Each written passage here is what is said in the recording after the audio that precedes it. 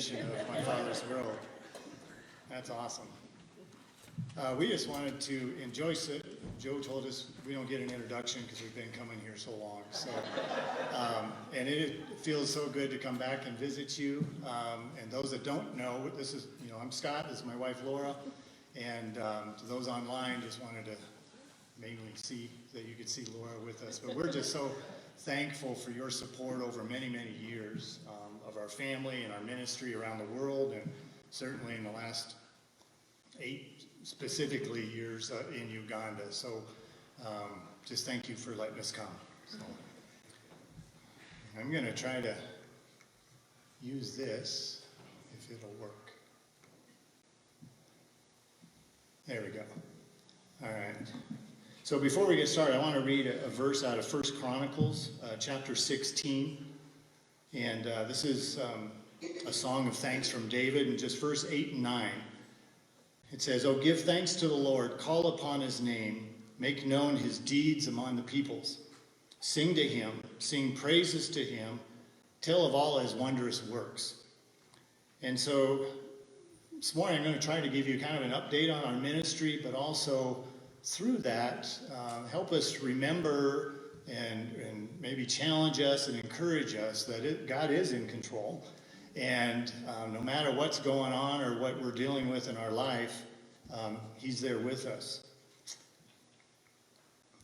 So we've been serving in Uganda since 2004 is when we got in touch, or Pastor Benjamin got in touch with us. And this is, Africa. Uganda is a small country on the east part. And it's surrounded there by Kenya and Sudan, and Tanzania is there, and Congo.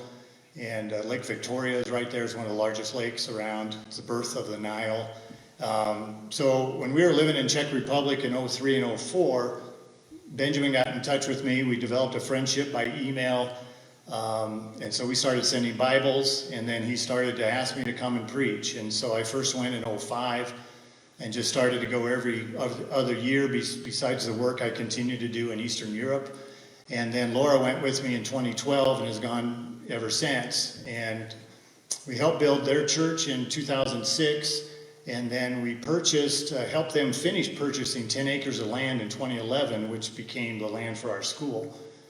And then in 2013 is when God really told me through, some health issues, and I needed some time off after being on the road for 18 years solid between America and Europe and Africa, that to stop the music and stop the trumpet concerts around the world and that evangelism and just focus on Uganda. And so that's what we did and have been doing. And so we broke ground on the school in 2013. We started to support women that we had met when Lauren went with me in 2012. These women had been abandoned. Them and their kids are widowed, and so some dire needs there. And so we started a support project for them as we could, and then have helped them develop some businesses to try to earn an income on their own and be self-sustaining and give them some hope for the future.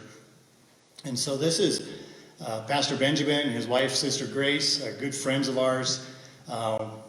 We text back and forth probably 4 or 5 times a week. And this is from our last trip in 2019 when we were with them for about 10 days. And so this is a map of Uganda. And so if you can look at the bottom is Lake Victoria. And then so at the top of there's Entebbe and then Kampala. Entebbe is where the airport is. Kampala is the capital. Benjamin's church is kind of on the west side of the capital there. And then just to the left, about an hour west, is a town you see on the map called Mityana. Our school is about 4 miles north of there in a very tiny village. So it gives you a little bit of idea of where we work. So before we continue, I want to ask the question. You don't have to raise your hand. You can if you want to. But does anyone here like to be in control of their life? I raise mine because I'm guilty of this. And especially as things go wrong or maybe not the way I think they should go, I get a little frustrated. And I don't know if you react like this, but sometimes I want to ask, what do we do when everything seems out of control, right? And we've had to deal with this big time in this last year, but throughout our lives we have to deal with this. We have, and I think I should know better by now, and I imagine sometimes God's looking down and said, again, Scott, come on. But this is what happens to me when I feel out of control of our situation, whether it's our ministry or, as Ted said, what's going on in the world, or COVID, or our finances, whatever it might be. These are some of my reactions. I hang my head and go, God, where are you? What's going on? I can't hear you. I don't understand. I can't make it.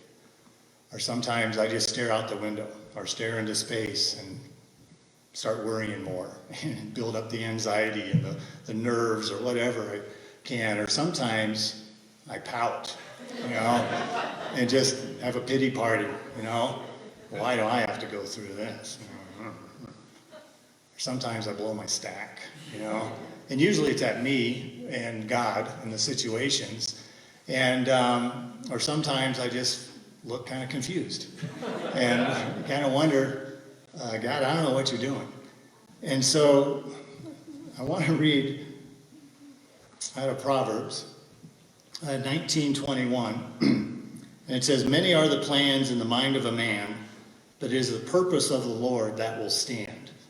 And so as we go through this, I want to just remind us that the purpose of the Lord will stand. It will prevail, as some translations say. So no matter what we're going through, God is there. But what can we do when we feel out of control?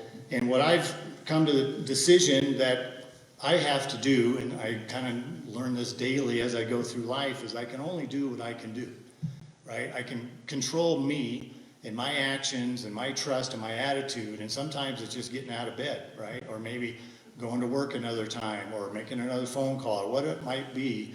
It's just up to me to just take control and not worry about everything else and let God do that.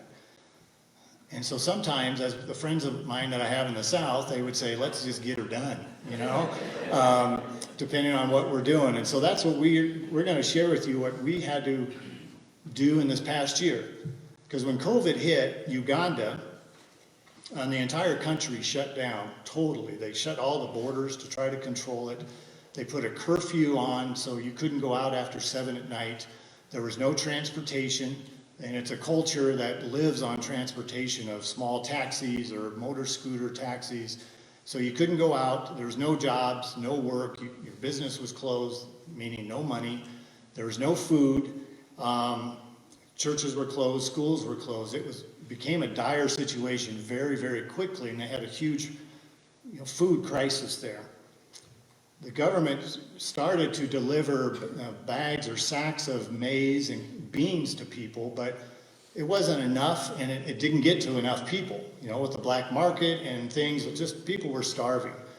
In fact, when this first happened about April, Benjamin sent us a video that he saw on their news. And in parts of Kampala, there were some women that were taking their toddlers down to the local prison, the local jail, and asking the police to take their kids and put them in prison because they assumed that the prisoners were getting food because they were in jail. That's what was going on. And so, we started praying, what can we do? We're not Compassion International. We're not Samaritan's Purse. We're just us with supporters like you and others around the country. But what can we do? And so we started this project. May 1st, we started sending support every week to buy a little bit of food in Uganda. So Benjamin, they bought sacks of rice and then sugar, so that, and then these are some of the women we support and others, and they would put that into individual servings that they would take around to families. And so this is kind of a sustainable meal in Uganda where they could make a soup or a tea out of rice and sugar. And so this is from the first week. After we had done this, Benjamin wrote back. He said, "Brother, what happened today, it was tear-moving because most of the people didn't have what to eat. It was so heartbreaking that it has come this far. Some are with 5 or others 8 to 10 children in the families." And seeing a lot of these families, like in Benjamin's and a few others, they have their kids in a boarding school. And so during this time, all the schools closed, so now you're having all these kids come home, and a lot of these people live in a small room. They don't have houses, And so they were with big families again, and they had no food for people. And so this is one of my favorite pictures from the first couple of weeks of our food project, because they dropped off food to this woman, and I imagine her granddaughter, but it's just like, who was that masked man that dropped off this food? I love that, because I was just wondering who did this. And so when we started giving food to the church people, our friends and family there of Benjamin's church that we know and love for many, many years, and just trying to help them survive. And on our website, there's plenty of testimonies from this, but second week, this elderly lady, she walked quite a distance, and she was out without food for 2 days. And she blessed us and for providing the food, but I know Benjamin had shared that the distance she had to walk, because she heard that there was food at our church, and she had to stop several times and almost passed out a couple times because she's very frail looking and she didn't have any food. So week after week, we did this. We sent what we could, $200 or $300, whatever God was providing, so that we could feed 40 or 50, 60 families on a weekly basis. And I'm just going to let you kind of see some of the conditions. Like I said, we have plenty to share, but as we went through, we started to give food to the community, not just the church members. And so Benjamin said, God is preaching through the food you are giving out. These neighbors shouted in some of the pictures, praise Jesus. A big seed is being planted in their hearts. And then many of the husbands of the sisters, the women in the church, the men are not believers, they're so challenged by this, they wanted to start coming to church when it opened up. And in this bottom, to many, they have welcomed our team with tears after starving for days. And then all of a sudden there was a knock on the door, and they had a bag of food in their hands. So then we started continuing our Bible distribution, and we gave out more Bibles during this time. So as people received the food, as they came to the church, like the gentleman on the right, or as they went into the homes, they were sharing the gospel message and why they were getting this food and who it was from. It wasn't from us, it was from Jesus Christ. So some of the kids, men, women, and then the people were starving in the entire community. And so they all glorified God when they received the food. We had about 40 families in Benjamin's home village that they fed also. And this bottom part, one of my uncles, Benjamin says, who persecuted me when I had accepted Christ, almost wept with joy. You have preached to my family.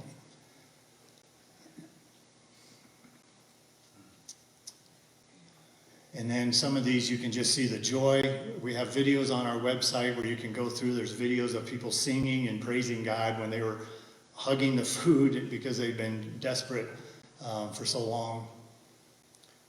Gave out, again, we started to continue to give out Bibles. And then this was when it really exploded, really, as when Benjamin was communicating with the government leaders in his area. He said, I was talking to a local leader. She's not a Christian, but she said she's coming to church on Sunday to thank the God who has given food to the community. And then she asked for a Bible for herself. Again, she's not a Christian. And then she wanted to make sure that everyone that was getting food was going to get a Bible. We were doing the best we could. And she did come to church, and she has been coming now that when it opened back up. And that's her on the right, one of the community leaders. We did a lot of outreach to the Muslims in the community. When this first happened, a lot of these ladies went to the local mosque for help for their families, and there was no help. They don't help their people, and they heard about our program, and they started coming to the church, and they heard the gospel, and many of them are coming to our church now. But God was at work, and again, sharing the Bible and food throughout this past year. You can see this lady on the right just joyful to have a bag of food. They weren't able to call Domino's and have a pizza delivered during the lockdown, or have King Soopers deliver or anything. They had nothing because it was so shut down. So Benjamin, after 48 weeks of doing this, Benjamin says, please thank everyone who has supported us during the pandemic in any area, but especially in the Food Evangelism Project and the Bibles. And early on, Laura coined that as we were giving out this food, or they were in the Bibles, and Laura said, they're food evangelists. And Benjamin just loved that. I mean, we did a video and he laughed back, with a voicemail. And so that's what we renamed the project, because that's what it is. It was sharing food to give people survival, but then sharing the gospel so that they have hope in eternity with Jesus Christ.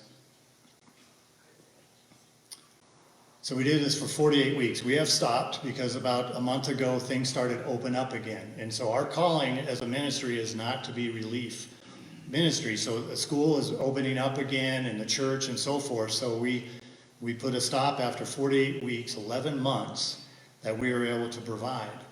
But I want to give you an idea of what God did during this time. Gave away over 12 tons of food.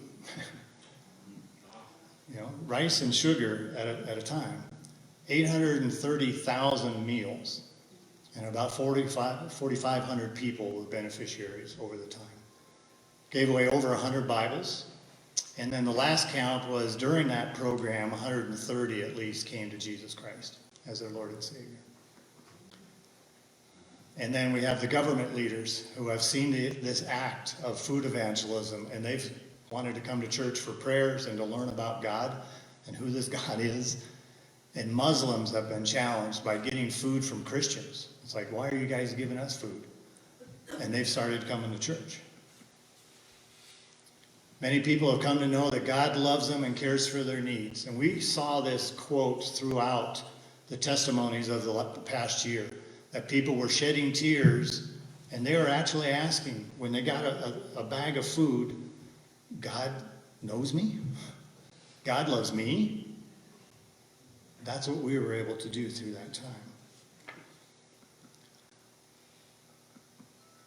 So last year, we did not go to Uganda, obviously. This year, we are not going again. We had planned to maybe start thinking about it, but with everything still up in the air and the fundraising, the expense of going in the first place, and then any quarantine that may pop up in Uganda, we wouldn't have another $3,000 or $4,000 to just, be quarantined. So God has really spoken to Laura and I just to not go this year and just wait until things are just a little bit better. So I want to show you a little bit from our last trip, because this was after we were with you last time. We do a lot of preaching, and so at Benjamin's church, we hit the ground running really when we get there the next day. We have a day of testimony from the women that we support. And then this was Sunday morning at Benjamin's church. Laura's leading us in prayer. And then I would preach the message, and then every night we went to either Benjamin's church for kind of a teaching revival time, or this year we went to a church plant of Benjamin's in another town that we had done a couple crusades with in the past, and I taught there every night. During the day, we're busy about 5 or 6 hours a day, and we're running around Kampala area doing house visits and prayer visits. We started doing this when Laura went in 2012 with me. They asked us to start going to meet a lot of these women at that point. And every time we go now, people sign up at the church for, Scott and Laura is going to come to visit us. And this is an honorable thing for them, and it's an honorable thing for us, because we get to go and to meet people at their conditions and go into their little rooms or their businesses, and we pray for them. And so Benjamin, actually last week, he sent me a text, and he said, brother, next year you need to come longer, because now all the government leaders want to meet you, and they want you to come to their businesses and offices and homes. And can't wait, So, but to give you an idea, this is Kampala. If you've been in a third world country, traffic is usually pretty bad in the city. They drive on the left because they were a UK colony for so long. And so Laura and I are sitting in the front of a van like the one in front. We're on the left side where our steering wheel is, and they're driving over there. By now we're used to it, but my first trip there, I was going crazy, riding on the left, and I'm in where I should be in control. And that doesn't happen in Uganda. And the roads are pretty interesting as you go out of the city, and they're pretty bumpy and, kind of like probably maybe some of the roads around here off of the beaten path. But over there, that's just common. And the driver there, Peter, is a very good friend now, him and his family. And he tells us every time, he goes, oh, this is just an African massage, as we're going over the potholes and the bumps and everything.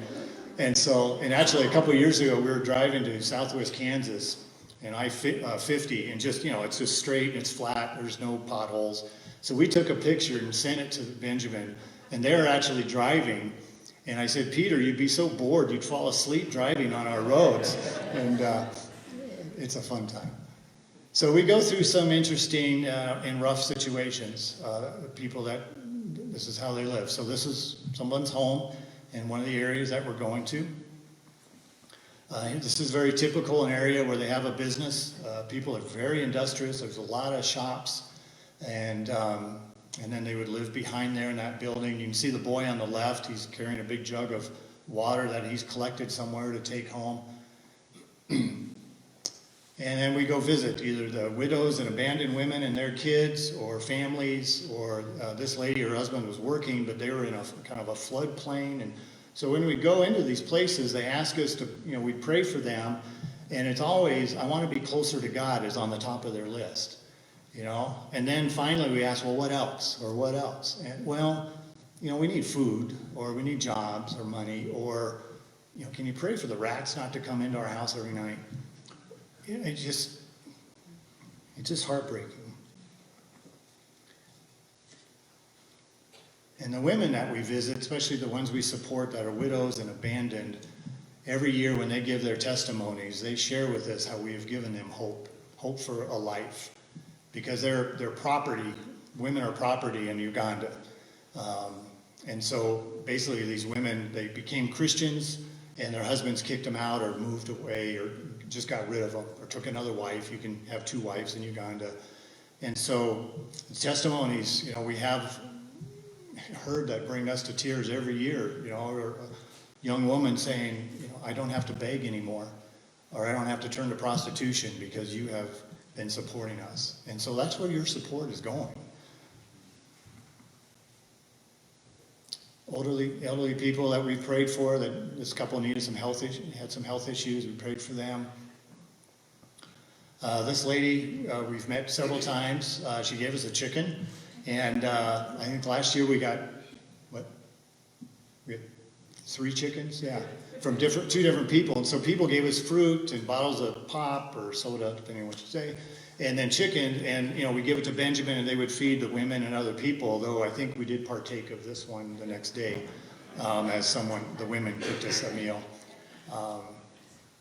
This lady, Sarah, we've been praying for her for several years. She's been living on the floor in Benjamin's church. She's one of the women that we've been supporting, and we never know where we're going. They usually don't tell us. We just show up and get out and go pray. And we show up, and she meets us at the door with this big beaming smile, and she finally got her own place last year. And so it was such an answer to prayer. We were just praising God, just us, because we've been praying for her for years. But God was providing. And so our school is back open again. And so now this is our primary focus again. So this is our campus. These are the classrooms that we have. 3 preschool, kindergarten, and primary 1 through 7.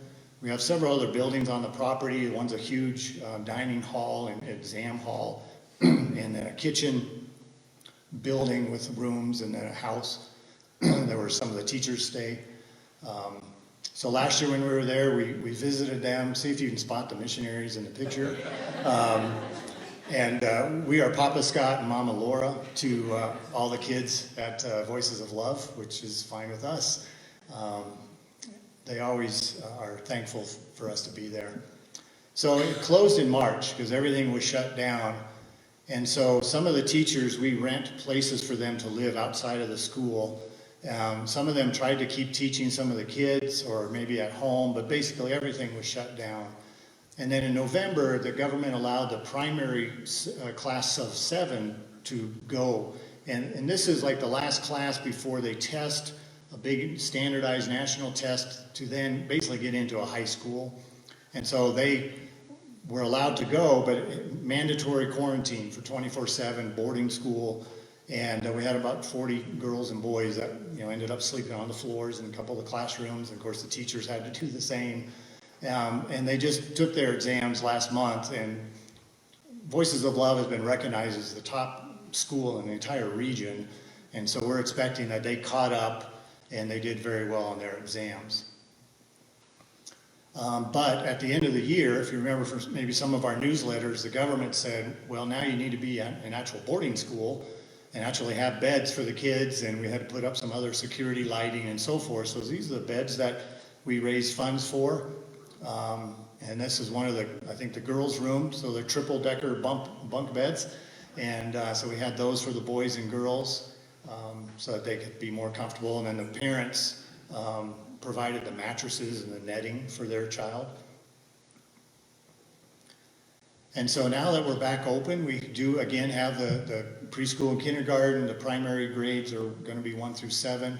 The current enrollment is about 250 students. In the past, it's been about 400, 430. So a lot of students left. Families during the COVID, they left the area and maybe went back to another area where maybe family was. Some of the parents didn't want their kids to come to our school. Didn't want them to be tested again to see where they were, what class they should be in.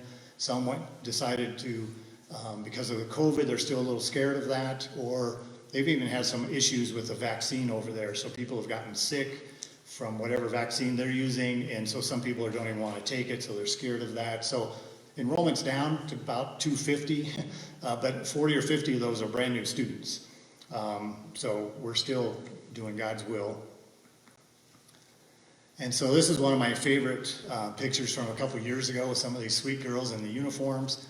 We did raise funds for 100 new uniforms that we needed for the new students, and also as these kids grow up, they can't fit into them anymore. So we pass them down, and of course last year they didn't wear them most of the time, and so we were able to provide the uniforms because it's mandatory they have uniforms. So this is some of the girls. And so last year, or 2 years ago, after our trip there, we purchased 10 acres of land for the livestock we have at the school. So this is us visiting that land. This is Laura. And it's very close to the school, just over the ridge there. And so it's a prime location to have our livestock. And there's 2 sources of water on this 10 acres. And so it's going to be perfect. Here's some of the cows. They're probably not as fat as ones we're used to seeing. But in this past year, Benjamin, they slaughtered 2 cows to feed the entire community around the school. And it will be a source of food and also some income as they can sell some of the product. We have sheep, and we've had goats. Goats are very plentiful. The first goat we had, 7, 8 years ago, a gentleman, I think he was in Texas, a rancher, and he donated. We bought 5 goats, and he wanted a couple of them named for his daughters. And we did that, and then we named the top male Abraham, because he was going to be the father of many. And he was, and Abraham is gone now, a couple years ago, but he did his job. So on a whole, our ministry provides monthly salaries for the staff at the school. And through last year, we still were able to do that. We're still able through the support to not only do the food project, but also support this family, or these families. Now that the school's back open, we provide 2 meals a day for the children and the staff. And then we financially support the abandoned women and their kids, or the widows, on a monthly basis as God provides. And then the Bible distribution continues even after. It was going on before COVID, and it'll continue. And then Laura and I will be going as God opens the doors. So our current needs are just prayer for all the projects in Uganda.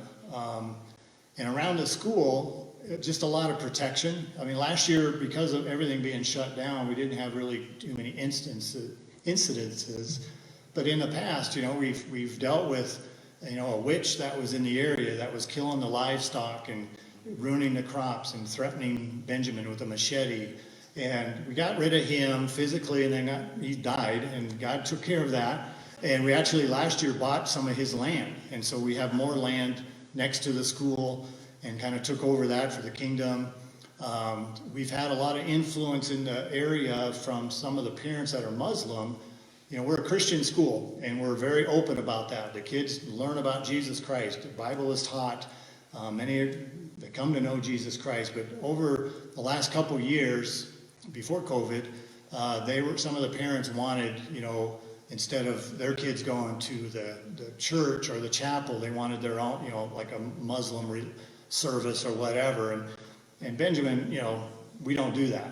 And they just said, it's a Christian school. If you don't want your kids here, then leave, you know, take them off. But there's a lot of pressure, especially on Benjamin. He's the head guy of a lot of projects, and God needs to continue to protect him in grace and give them the strength that they need.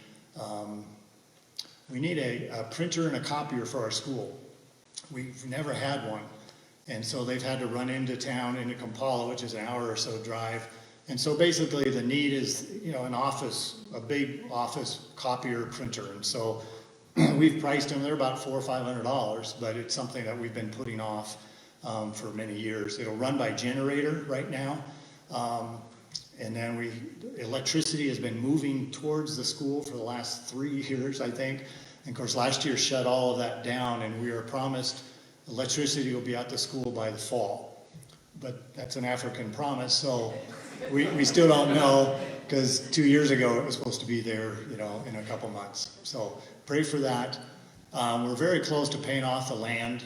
It was $16,000 was the price, and so we're down to $5,400 as of yesterday, or whenever I sent this to Patty, a couple of days ago. So we're very close, and we know it'll happen very soon. And once we can, then we can start using it. And you know, we've been renting a small parcel of land for our animals now, so that money can be saved, and now we can have them close to us. So what do we do when everything seems out of control? What I've tried to remind myself daily is to continue to put my trust in God and put my focus on Him, and then put my actions on Him, on Jesus Christ, and then see what He does. And again, I told you, I don't learn very well, because God has to remind me of this almost daily. But we never know what God's going to do. You know, He may turn a couple fish and a couple loaves of bread and feed thousands of people. He may turn some rice and some sugar and feed thousands of people, or lead Muslims and church community leaders to Jesus Christ. We don't know what God's going to do, no matter what we're doing, whether we're doing ministry work or our jobs or our work or what, you know, our families.